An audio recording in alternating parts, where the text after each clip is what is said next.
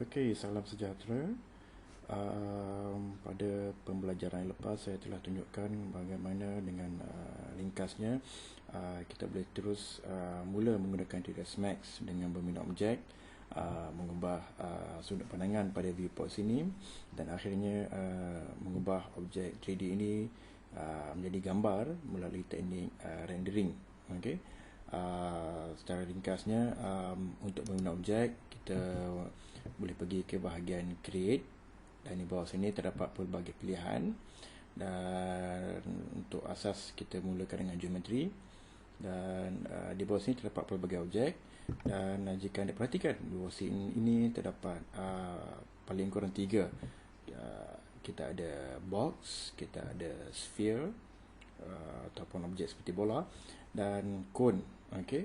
Ini saya maklumkan untuk objek-objek yang terdapat di sini, kaedah menghasilkan ataupun membina objek agak berlainan berbanding dengan box yang kita hasilkan sebelum ini. Misalnya untuk membuat sfera di sini, saya cuma klik untuk mengaktifkan atau memulakan teknik melukis. Okey, saya klik, saya seret dan saya lepas, terus siap. Okey, tekan delete untuk buang. Berbanding dengan cone di sini, jika saya aktifkan cone, okey, dan saya untuk menghasilkan cone, saya perlu klik, seret, lepas, seret, klik, seret sekali lagi untuk menentukan puncaknya pula. Okey, dan klik sekali lagi untuk menghentikan proses pembinaan. Okey, jadi jika dapati berbeza teknik, so adalah wajar untuk mencuba setiap satu teknik di sini agar lebih fasih ataupun lebih maklum bagaimana untuk membina objek menggunakan tools yang disediakan di dalam 3ds Max. Okey. Alright, saya delete objek tu. Okey. Untuk mengubah sudut pandangan, sebelum ini saya tunjukkan menggunakan kaedah orbit. Okey. Pada viewport terdapat lingkaran berwarna jingga kekuningan di sini. Okey. Untuk mendekati atau menjauhi objek, kita ada fungsi zoom. Okey. Dan untuk mengubah sisi pandangan, kita boleh menggunakan pen view. Okey. Alright. Ini saya maklumkan terdapat kekunci pintas ataupun shortcut keys untuk fungsi-fungsi tadi. Misalnya untuk fungsi orbit, okey, pada bila masa tekan kekunci Ctrl R. Okey. Ini untuk orbit. Untuk fungsi zoom, tekan kunci alternate Z. Saya ulang, alternate Z. Okey. Dan untuk mengubah sisi ataupun menggerakkan pandangan di sini, cuma perlu tekan kunci tengah pada tikus ataupun butang scroll. Okey. Klik dan seret sehingga mendapat kedudukan yang sesuai. Saya ulang, Ctrl R untuk orbit, alternate Z untuk zoom in dan zoom out, dan butang tengah ataupun middle click untuk mengubah kedudukan pandangan. Okey. Now, untuk memilih objek terdapat beberapa pilihan. Di sini dalam 3ds Max terdapat paling kurang dua butang atau dua fungsi di sini. Misalnya untuk select objek, kita boleh terus klik pada objek. Okey. Fungsi ini ditetapkan akan diaktifkan secara default setiap kali kita membuka 3ds Max. Okey. Andainya anda mempunyai begitu banyak objek, okey, mungkin lebih daripada 10 atau 20, adalah lebih mudah jika menggunakan select by name, fungsi select by name. Okey. Seperti namanya, jika saya klik di sini, 3ds Max akan memaparkan senarai objek-objek yang terkandung di dalam scene ini. Okey, termasuk objek-objek seperti kamera, lampu, atau apa-apa saja objek yang telah kita bina dalam scene ini. Dalam contoh yang saya tunjukkan di sini cuma ada 3 objek. Okey, bahkan kita boleh memilih sama ada untuk mengabaikan pilihan-pilihan lain. Contohnya jika terdapat kamera ataupun shapes yang telah saya bina dalam scene ini, saya boleh memilih untuk mengabaikan senarai itu dengan matikan butang untuk kategori item tersebut. Misalnya untuk objek-objek geometri ini, okey, alright, jadi 3ds Max akan mengabaikan dari menyenaraikan objek di dalam senarai ini. Okey, saya aktifkan balik. Jadi saya akan membuat pilihan, okey, untuk memilih lebih daripada satu. Untuk memilih daripada satu objek, sila gunakan kunci control pada keyboard dan klik pada item yang dikehendaki. Okey, jika sudah, tekan OK. Alright. Okey, itu tadi fungsi select by name. Kekunci pintas untuk menggunakan menu tersebut adalah huruf H, butang H pada keyboard. Okey, saya ulang, huruf H pada keyboard. Okey, alright. Okey, di sebelah sini terdapat butang yang ketiga ini, kaedah selection. Misalnya di yang kelihatan di sini adalah fungsi rectangular selection region atau kawasan pemilihan berbentuk segi empat. Okey, bermaksud jika kita klik dan seret tikus, ruang pemilihan di sini adalah dalam bentuk persegi. Okey, jika kita kembali ke butang sini, jika anda perhatikan terdapat seolah bentuk lekuk di bawah sini. Ingin saya maklumkan, di dalam 3ds Max banyak ada beberapa fungsi yang menggunakan yang memaparkan lekuk di sini. Jika anda klik dengan pada tempoh yang agak lama, akan terdapat beberapa option yang terkandung, okey, di bawah sini. Okey, misalnya bawah sini the selection berbentuk bulat ataupun circular region. Okey, alright. Sekali lagi, fence selection. Okey, tengok ya, klik seret, klik seret, klik seret, klik seret, klik seret sekali lagi dan klik pada tempat permulaan. Nah, okey, sekali lagi tukar fence kepada lasso. Okey, alright.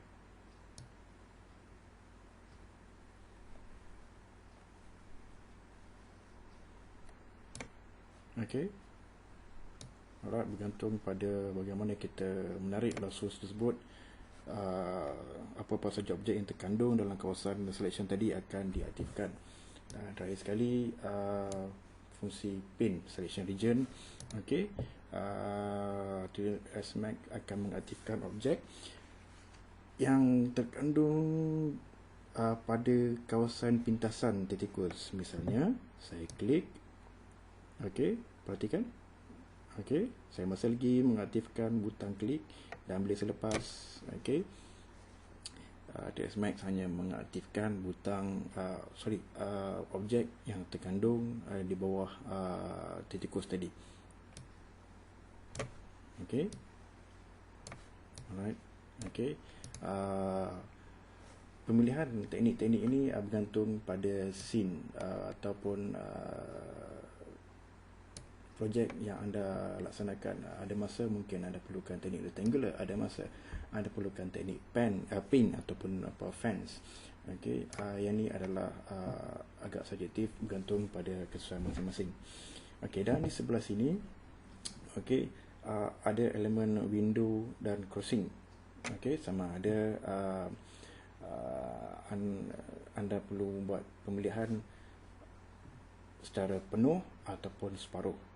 Okey, dalam kes ini pemilihan selection secara separuh ataupun jika anda perhatikan ikonnya pun berbentuk separuh sini ya. Jika tekan lama-lama, tekan sedikit, maka pemilihan secara lengkap diaktifkan. Okey, saya tunjuk contoh. Separuh, saya klik dan select. Okey, saya klik dan select dan lepas. Okey, tidak perlu memenuhi objek. Saya ulang, tidak perlu memenuhi objek. Sekali lagi, kali ini saya aktifkan window crossing. Kali ini saya klik dan seret separuh. Bila saya lepas, tidak diaktifkan. Okey, kerana DS Max memerlukan kita memilih secara penuh, baru dikira sebagai selection menggunakan teknik ini. Okey, bergantung. Okey, bergantung pada pengguna. Okey, macam seperti saya biasanya saya matikan butang ni. Okey, tadi adalah kaedah untuk memilih objek. Okey, kali ini saya akan pergi ke sebelah sini. Okey, jika anda perhatikan ada 3 ikon di sini.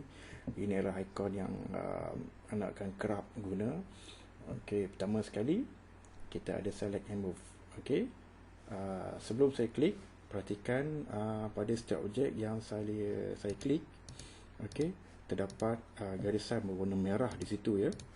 Sekali lagi di sini. Okey, terdapat garisan berwarna merah dan kelabu, okey, yang menunjukkan paksi X, Y dan Z. Okey, yang ini sebagai tanda untuk menunjukkan objek itu sedang diaktifkan. Bila saya mula klik pada select and move, okey, perhatikan terdapat elemen berwarna biru, hijau dan merah di sini ya. Okey, untuk makluman, elemen yang berwarna biru, hijau dan merah ini dipanggil gizmo. Okey, alat untuk membantu kita melaksanakan tugas. Okey, dan rupanya akan berubah. Okey, bentuknya akan berubah bergantung pada tool yang kita tengah guna. Misalnya select and move, di sebelahnya select and rotate. Okey, perhatikan beberapa lingkaran lawa bulatan di sini. Dan sebelahnya select and uniform scale. Okey, perhatikan bentuk segitiga di sini. Okey, bergantung pada menu yang kita tengah select atau fungsi yang kita tengah select, gizmonya juga akan berubah bentuknya. Okey, select and move. Okey, select and move. Okey, shortcut key atau kunci pintas adalah W. Okey, select and move tool ni kita gunakan untuk mengalihkan objek di dalam tertingkap viewport sini. Okey, bergantung pada arah mana kita klik dan seret, maka DS Max akan mengalihkan objek pada viewport tersebut. Okey, sama juga jika saya alihkan pada viewport front, okey, kita akan perhatikan terdapat perubahan yang agak unik untuk setiap viewport di sini ya. Jika saya alihkan ke sebelah kanan pada view front, pergerakan pada perspektifnya adalah sebegini. Okey, berbeza jika saya alihkan pada view left. Jika saya seret ke kanan di perspektif, jika anda perhatikan bola bergerak ke arah yang lain pula. Okey, semuanya ini bergantung pada viewport mana yang sedang kita gunakan. Okey, jadi sebaik-baiknya kita perlu maklum view mana yang kita sedang gunakan. Misalnya di sini kita ada front, kita ada top, kita ada left dan perspektif. Jadi lain viewport lain hasilnya. Okey. Ini untuk select and move. Di sebelah select and move kita ada select and rotate. Okey, seperti namanya, kita boleh gunakan ini untuk membentangkan objek. Kekunci pintas atau shortcut key adalah E. E untuk England, ya. Okey. Alright. Untuk ini saya akan gunakan box di sini. Okey, perhatikan bila saya gerakkan tertikus, okey, terdapat perubahan warna pada lingkaran di sini, ya. Ini menunjukkan pada arah mana objek itu kita nak letak. Jika anda perhatikan, jika saya klik dan seret pada garisan, okey, saya ulang, jika saya klik dan seret pada garisan, tidak kira pada mana-mana garisan, 3ds Max hanya akan membentangkan objek pada arah itu sahaja. Pada arah itu sahaja. Berbanding jika saya klik dan seret di sebelah tengah sini. Okey. Saya ulang. Klik dan seret di sini. Okey. Jika saya tarik ke cursor ke atas bawah, perubahan sudut atau pusingan objek masih lagi dihadkan pada paksi yang sedang aktif di bawah situ, ya. Okey, berbandingan di sini. Okey. Alright. Okey. Ini select and rotate. Okey. Alright. Okey. Boleh, Okey, dan yang terakhir satu lagi, kita ada select a uniform scale. Okey. Dapat anda perhatikan terdapat lekuk di bawah situ, ya. Okey, kita akan kembali ke situ nanti. Tengok, ya. Okey, jika saya klik pada objek, okey, terdapat objek seperti segitiga di sini, ya. Sama seperti select and rotate, bahkan terdapat juga pada select and move, arah mana ubah suai atau perubahan yang kita lakukan bergantung, saya ulang, bergantung pada di mana kita klik pada gizmo tersebut.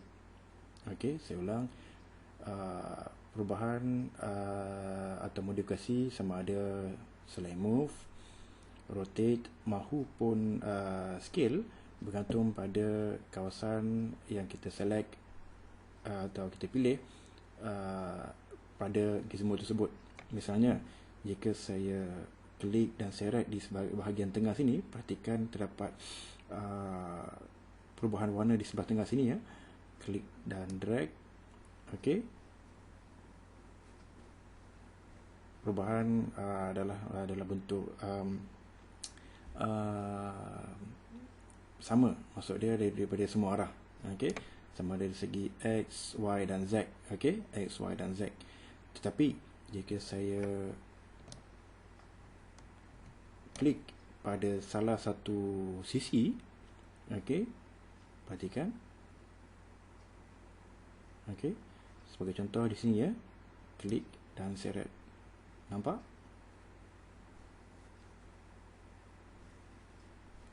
Okey.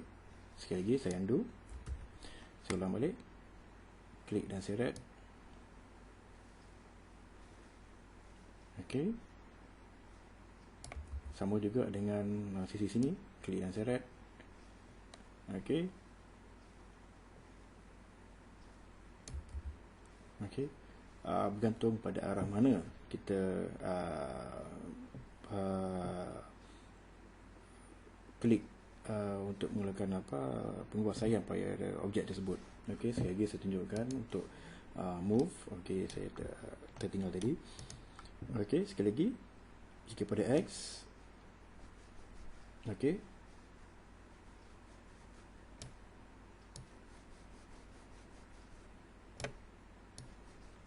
okey, berbeza pula jika saya klik di sini.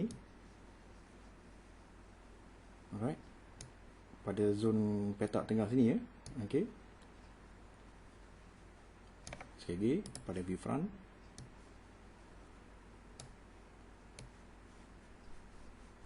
Okey. Okey. Nampak perbezaan di antara klik pada garisan dan pada ruang tengah sini ya. Okey. Untuk setiap gizmo ada teknik-tekniknya yang tersendiri. Okey. Adalah lebih baik jika pengguna itu cuba memahirkan diri dengan teknik-teknik ini untuk mempercepatkan lagi teknik menggunakan TDS Max di masa-masa yang akan datang. Okey. Alright. Saya ulang, kunci pintas untuk ini adalah W, E dan R. Okey. Okey. Sekian.